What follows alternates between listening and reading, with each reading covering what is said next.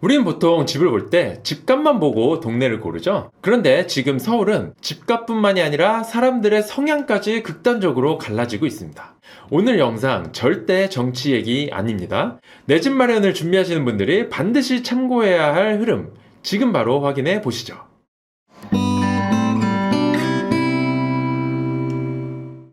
영상을 시작하기에 앞서서 양해 말씀을 먼저 드리고 시작하겠습니다. 민감할 수 있는 주제는 절대로 다루지 않겠다는 게 이 채널의 취지였는데, 오늘은 정말 부득이하게 정치랑 관련된 얘기를 조금 다루게 됐습니다. 하지만 절대로 정치적인 이야기가 중심이 아니라 그걸 바탕으로 우리가 내 집 마련을 할 때 어떤 부분을 고려할 수가 있는지 철저하게 그 관점으로만 진행하도록 하겠습니다. 저는 정치에 대해서 정말 잘 모르고 특별한 주관도 없고 이번 영상에서도 어떠한 정치적 주장도 하지 않을 예정입니다. 21대 대통령 선거가 끝이 났습니다. 그런데 선거가 끝나면 항상 올라오는 이런 지도가 있어요. 빨간색, 파란색 막 색칠되어 있고 이게 뭐 대선이든 총선이든 지선이든 매번 올라와요. 빨간색은 국민의힘 득표율이 높았던 지역이고 파란색은 민주당이 우세했었던 지역이다. 뭐 이런 내용이에요. 뭐 기사들의 논지는 항상 비슷해요. 강남같이 집값이 비싼 동네는 빨간색이 우세하다. 그래서 뭐 그런 걸로 기사 뽑아 먹으려고 이렇게 뭐 구단위로도 지도를 그려보고 좀 더 자세하게는 이렇게 동단위로까지 그려가지고 오시는 분들도 있죠. 뭐 강남 쪽은 말할 것도 없고 여의도, 목동, 뭐 빨갛죠? 강서구에서도 마곡은 좀 빨간 편이고 동대문구도 청량리, 이문 이런 데는 신축이 많아지니까 또 빨갛네요. 근데 이게 뭐 어제 오늘 일도 아니지 않느냐라고 하시는 분들이 많은데 맞아요. 수십 년에 걸쳐서 거의 항상 그래왔다고 보면 돼요. 그런데 자세히 보면 그게 또 그렇게 단순하지가 않습니다. 아주 중요한 변화를 보여주고 있어요. 영상 끝까지 보시면 깜짝 놀라실 겁니다. 이번 대선 결과를 표로 나타낸 거예요. 각각의 동그라미가 서울자치구 25개를 나타내는 거고 X축이 그 구의 평당가, 그리고 Y축이 각 후보의 득표율이에요. 우리가 통상적으로 알고 있듯이 집값이 비싼 동네일수록 국민의힘 지지율이 높아지고 있네요. 민주당은 정확히 그 반대이고요. 이번에 제3의 후보로 출마한 이준석 후보 같은 경우는 집값이 싸든 비싸든 무관하게 거의 모든 지역에서 비슷한 지지율을 받았습니다. 그 말은 이준석 후보의 지지자는 평소에 국민의힘이나 민주당 어느 한쪽을 지지하던 사람이 아니라 둘 다 골고루 섞여 있는 게 아닌가 하는 생각이 드네요.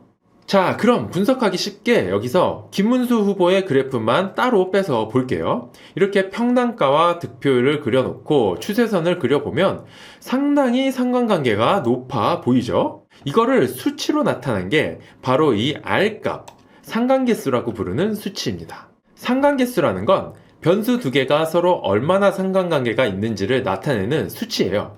원래는 마이너스 1부터 플러스 1까지 있는데 여기서는 이해하기 쉽게 그냥 0에서 1까지만 있다고 설명드릴게요. 상관계수가 0이다. 그러면 두 변수 사이에 아예 상관관계가 없다는 뜻이고요. 0.5면 상관관계가 있기는 하지만 약하다. 0.8이면 상관관계가 상당히 강하다고 볼 수 있어요. 1 같은 경우는 이론적으로만 존재하는 상황이라고 보면 되고요. 숫자가 1에 가까워질수록 이렇게 점들이 선 한 개에 모이려고 하는 모양을 보여주는데요. 이렇게 될수록 상관관계가 아주 강한 거다라고 이해하시면 됩니다. 다시 아까의 상관계수를 보시면 0.95죠? 그 지역의 집값과 정치인 선호도는 정말 강한 상관관계에 있다고 볼 수가 있습니다. 그런데 우리가 지금부터 보려고 하는 건 이 시대에 따라서 이 상관관계가 어떻게 달라지고 있는가예요. 미래를 예측하려면 그동안의 추세를 알아야 되잖아요. 시간이 갈수록 이 상관계수가 커진다라고 하면 점점 정치 성향이 비슷한 사람들끼리 같은 지역에 모이려는 성향이 강해진다라는 뜻으로 해석할 수가 있어요. 그래서 오늘 최근 13년간 서울시에서 진행한 투표 결과를 놓고 과연 상관관계가 어떻게 변하고 있는지 분석해 볼 예정입니다. 전혀 어렵지 않고 상관계수만 빨리빨리 쭉 훑어보기만 할게요. 중요한 내용이니까 영상 끝까지 보시고요. 12년 대선, 평당가에 따라서 지지하는 정당이 다르기는 했지만 상관계수가 0.85밖에 안 되네요. 0.85면 높은 거 아니야? 라고 할 수도 있지만 지난 대선이 0.95였었던 거에 비하면 꽤 낮은 편이에요. 14년 서울시장 선거, 이때는 상관관계가 0.83이었네요. 그리고 17년 대선, 이때는 선거가 문재인 후보, 홍준표 후보, 안철수 후보 이렇게 3명이었는데 홍준표 후보와 안철수 후보는 표가 좀 나뉜 경향이 있으니까 여기서는 문재인 후보의 득표율로 기준을 삼을게요. 이 앞에 마이너스는 무시하시고 0.78, 지금까지 중에 가장 낮은 수치예요. 이 각 지역의 득표율이 추세선에서 크게 벗어나 있는 지역들이 꽤 많죠. 집값이 아주 높은 지역 제외하고 이렇게 중하급지 정도만 떼어놓고 보면은 상관관계가 거의 없다고 봐도 되겠죠? 그리고 18년도 서울시장 선거예요. 이때도 후보가 3파전이었는데 김문수 후보와 안철수 후보가 표가 나뉘었으니까 여기서도 아까와 같이 박원순 후보 득표율로 기준 잡고 갑니다. 상관 개수가 0.89, 17년도보다 좀 높아졌네요. 상급지는 그렇다 치고 이때부터 슬슬 하급지와 중급지의 성향이 또 나뉘기 시작합니다. 그리고 22년 대선, 이때가 상관관계가 0.97로 지금까지 중에서 가장 높은 상관관계를 보여줘요. 정말 극명하게 갈렸죠.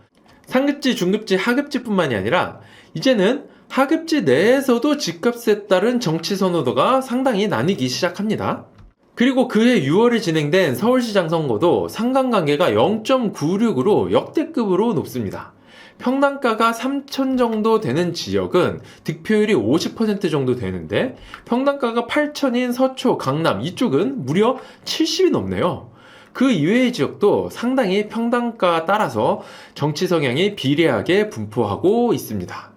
그리고 올해 대선 0.95죠. 이때도 정말 강한 상관관계를 보여주네요. 지금까지 보여드렸던 상관계수를 시간 순서대로 배치해 볼게요. 뒤에 참고 삼아서 서울 아파트 가격 그래프를 올려놓고 보면은 이렇게 시간이 지날수록 집값이 비싸질수록 점점 더 정치 성향과 평당가의 상관관계가 높아지고 있는 걸 확인할 수가 있습니다. 정말 의미심장한 변화라고 볼 수가 있어요. 시간이 지날수록 비슷한 성향의 사람들이 같은 동네에 모이고 있는 게 사실이에요. 이게 어떻게 보면 점점 극단적으로 사회가 변하고 있는 거라고 볼 수도 있지만 그래도 성향이 비슷한 사람들끼리 모여 있으면 갈등도 줄어들고 자녀 교육에도 영향을 줄 수도 있고 그렇거든요. 그래서 자신의 성향에 맞는 동네를 고르는 것도 자신이 원하는 삶을 설계할 수 있는 한 방법이라고 볼 수도 있습니다. 그러면 비싼 동네는 특정 성향의 사람들만 모여서 살라는 거야? 라고 오해하실 수도 있어요. 제가 그 오해를 확실하게 풀어 드릴게요. 일단 아직은 그 정도로 극단적으로 양분화되지는 않았어요. 물론 앞으로 점점 이런 경향이 심해질 수는 있지만 아직은 그래도 제일 많이 차이나는 강남구와 그리고 강북구를 비교를 해봐도 아직은 둘 다 50% 언저리예요. 아직 극단적인 사회 갈등이 나거나 그럴 수준은 아니라고 생각이 되고요. 그리고 동 단위로 분석해보면 선택지가 훨씬 더 넓어집니다. 상관계수가 0.81로 많이 낮아졌죠. 진짜 평당가가 7천, 8천 넘는 엄청 비싼 동네가 아닌 이상은 어느 정도는 본인이 성향에 맞는 동을 선택지에 여러 개 둘 수가 있다라는 거예요. 자, 이렇게 지역에 따라서 정치적 성향이 어느 정도 나뉘고 그러한 차이는 시간이 갈수록 점점 더 심해지고 있다는 걸 확인을 했습니다. 한번 이사를 가면 그 지역에서 평균적으로 8년은 산다는 통계가 있는데 이런 부분도 내 집 마련할 때 고려를 하셔서 선택을 하시면 더욱 삶의 질을 높일 수 있을 거라고 생각이 됩니다. 거듭 말씀드리지만 정치적 의도나 견해는 전혀 들어가 있지 않았으니까 오해 없으시기를 부탁드리고요. 이 영상이 도움이 되셨다면 좋아요와 구독 부탁드립니다. 감사합니다.